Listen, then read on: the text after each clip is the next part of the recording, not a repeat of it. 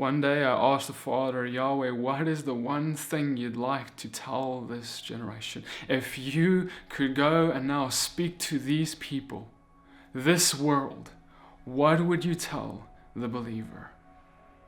And I heard so clearly in my spirit the following. I'm coming back, and I'm coming for the lost sheep of Israel, but they're still lost. You see, the people that God came for, He said, I did not come but for the lost sheep of the house of Israel. They're still lost today.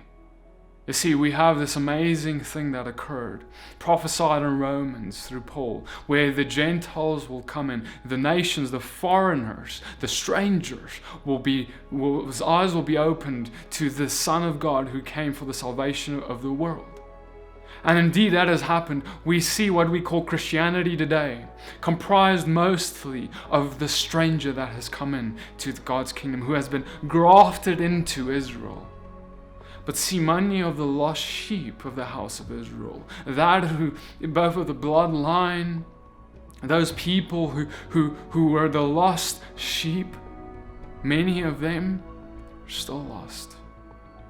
And see the very thing that Yeshua, Jesus came to do, He came for Judah too.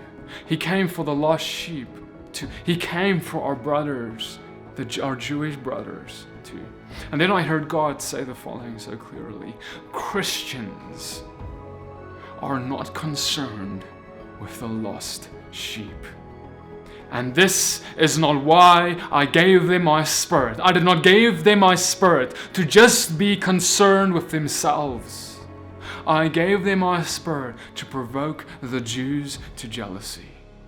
I gave them my Spirit to be filled and walk in power, in obedience, to walk in accordance to my law and instructions which I gave from the beginning, to provoke Judah to jealousy. But the Christians are not doing that. They're so concerned with themselves playing church, while the Jew is the unbeliever down the street we never want to talk about.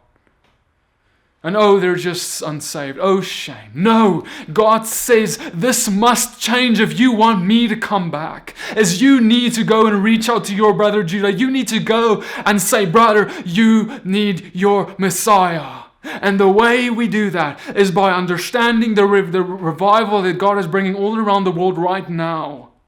The revival of Spirit and truth, where He fills us with His Spirit to the brim and allows us to keep the law written on our heart. Because see, brothers and sisters, for 1,500 years, Christianity has been so far divorced from the thing entrusted to our brother Judah, the Torah. You see, that very thing that our Messiah kept to the T and said then, now walk as I walk in the book of John. That thing that we said, oh, we don't need to do that anymore, that's for Jews. That's the reason the Jews don't want our Messiah. Because we are proclaiming a false Messiah if we say that He abolished His Father's instructions. But He never did. Matthew 5:17, I did not come to abolish the Torah or the prophets. I came to fill it to the brim, to fulfill it, to complete it. I came to be the fullness, the manifestation thereof, for all to see and walk out and imitate. And then he goes on in Matthew 5, around 19 and onwards, he says that whoever teaches the one of the least of these commandments in the Torah, by the way, is abolished or does not teach and do them, that person will be called least in my kingdom of heaven. But the one who teaches and does it will be called great. Let me tell you why. Because the primary purpose that God has poured out His Spirit on the foreigner and the stranger who's engrafted into Israel is to provoke the lost sheep of the house of Israel to jealousy.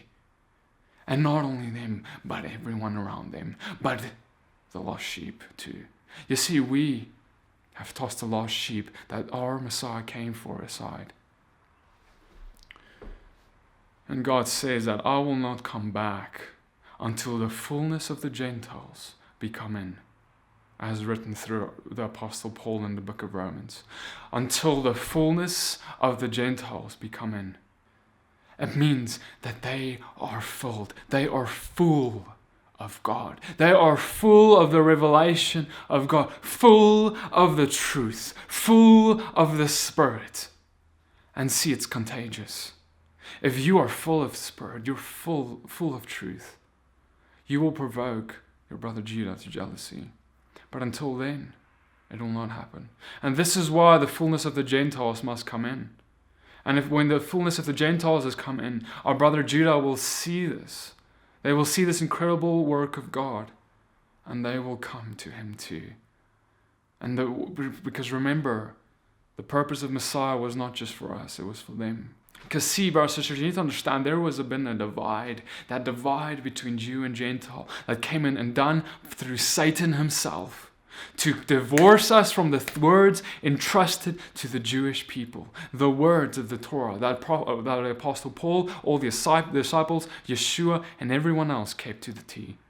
You see, the first century church does not look like how it is today. The first century church was where they stood up to read the Torah and the prophets. They stood up to read that, and that was what it comprised of. Today, it will be really hard to find a church where the Torah is read in any fashion. We have motivational speeches that makes us feel good, but is so lacking of the truth. Even in our more conservative movements and denominations, the Torah has been thrown out.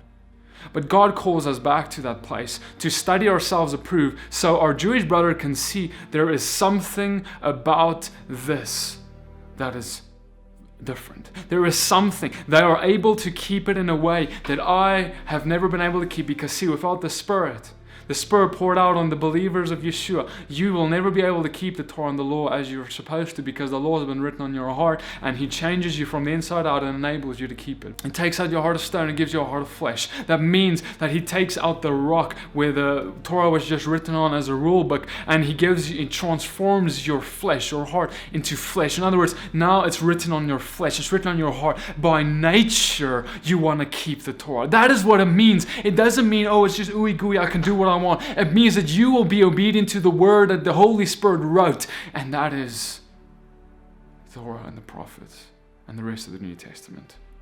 You see, you will be obedient to it all. You will stop picking and choosing what you want, and you will stop making excuses.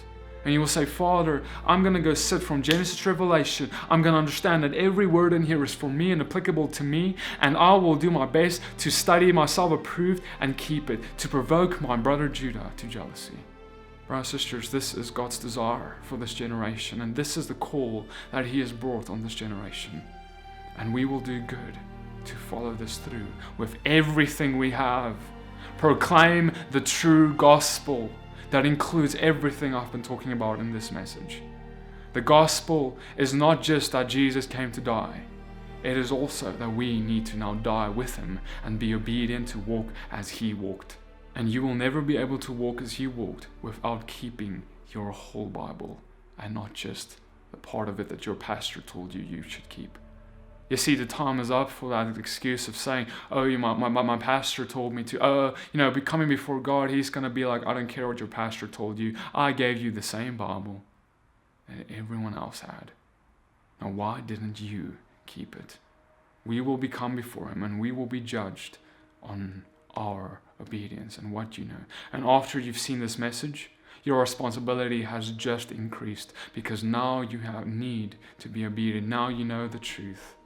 Test my message, test my words, but test it at the throne and the feet of God. And not just with your man-made ideas and tradition and all the things that you thought were true. You see, there needs to come a time in our lives when we need to come before God. And it's not about what I say, it's not about what anyone else says. It's about you coming before God and saying, Father, I am willing to give up every single doctrine in my mind, every single thing that I know about you for the truth. If there is something that I believe that is not true, that contradicts your word, you need to show me in your word. You need to wreck every lie in my mind. You see, unless that happens, you will never be able to walk as He walked, because that's what it means to die to yourself and your pride, because it is pride that holds on to man-made traditions and holds that above the words of God, just like the Pharisees did.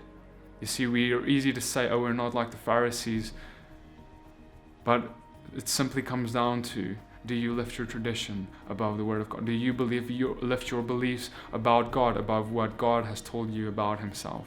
And see, you will never know what He tells you about Himself if you're not intimate and in relationship with Him, close with Him. And in that place, your eyes will be opened like Paul's.